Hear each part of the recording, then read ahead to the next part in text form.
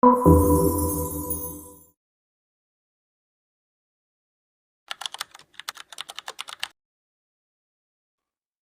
po si Raymond Niño Franco, isa sa mga 144 ni Pastor Ronnie Kabuhat.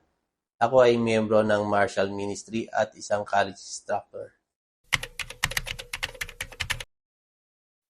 Nung hindi pa ako nakakilala sa Panginoon, kontento na ako na nagsasama kami ng aking partner sa isang bubong ng hindi kasal.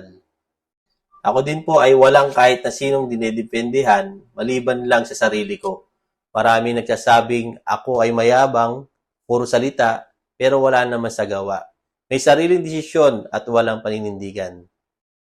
Ang prinsipyo ko, basta kilala mo si Lord at hindi mo nakakalimutang magpasalamat, sapat na yon. Ang hilig ko ay mag-rides at pumunta sa mga magandang lugar tulad ng Baguio, Bicol, Baler, at kung saan-saan kasama ang barkada. Siyempre, hindi pwedeng mawala ang bisyo. Paminsan-minsan, lumarakit ako bilang referee sa basketball. Pero sa halip na sa pamilya na pupunta ang kita, bumabagsak sa alak. At uuwing lasing na siyang dahilan ng madalas naming pagkatalo ng partner ko. Minsan, niyaya ako ng partner ko magsimba sa servants. Pero ang madalas kong sinasabi sa kanya, wag na niya akong idamay sa pagsisimba niya.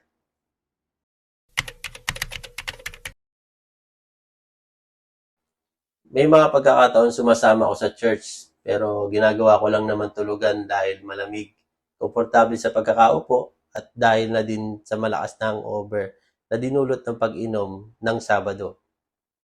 Pero isang araw, habang nagtuturo si Pastor Ronnie, ginising ako ng mga salitang binitawan niya na siyang tumimo sa puso ko.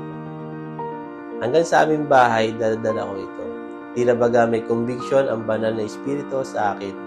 Hindi ito nawala sa isipan ko.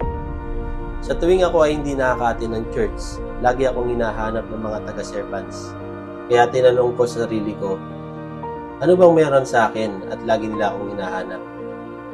Doon ko naramdaman na maging importanteng tao na sa tuwing nawawala, hinahanap at hindi binabaliwala. Tinulungan ako ng servant church na magbago at tuntunin ang tamang direksyon ng buhay ko. Naranasan ko talaga ang pagkilos ng Panginoon. Tuluyan akong inayos ng Diyos nang ikinasal kami ng aking partner sa pamagitan ni Pastor Ron. Mula noon ay bumuhos ang pagpapala sa amin. Nagkaroon kami ng sariling negosyo, sarili sasakyan, at naging maayos at masaya ang aming pamilya.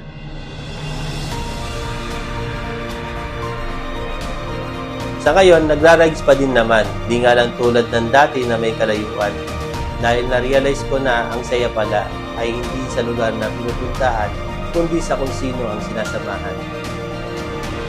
Dito lang sa Servants, marami ng rides.